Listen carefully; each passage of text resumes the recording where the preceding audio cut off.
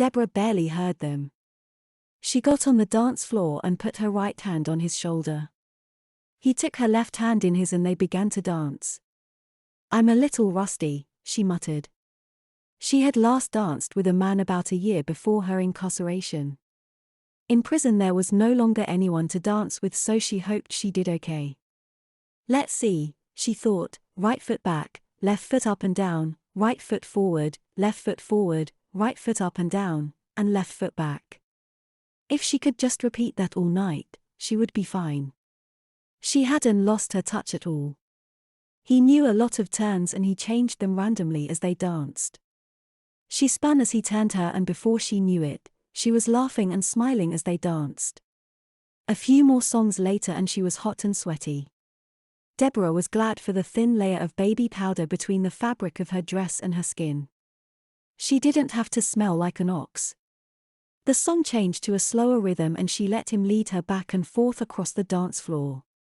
There wasn't as many turns to this song, but she still followed his lead. At the end of the last song, Derek laid her back in a dip. The music was so sensual she thought that he was going to kiss her. She looked at his lips and parted her own, ready to let him ravage her lips, but he just stood her up again and escorted her back to their table. "When did you learn salsa, Allison?" asked Leah. "I've never seen you dancing to anything but hip-hop." "The last song was bachata anyway," said Deborah. At least her relationship with Eduardo Lozano for a few months back in college taught her something: Latin dance and running from Consuelo Lozano. That bastard never told her he was married. Besides, the guy does everything. All I have to do is move my feet and follow. She smiled. "Where is Allison Murphy and what did you do to her?" said Leah. Deborah quit smiling. She had been tormenting her just a little, but she didn't think she gave herself away. "What do you think I read about in all those romance novels?" asked Deborah. "I'll tell you, hot Latin lovers." Leah laughed. "James, aren't you going to ask Leah to dance?" Deborah asked. "Don't go there, Allison."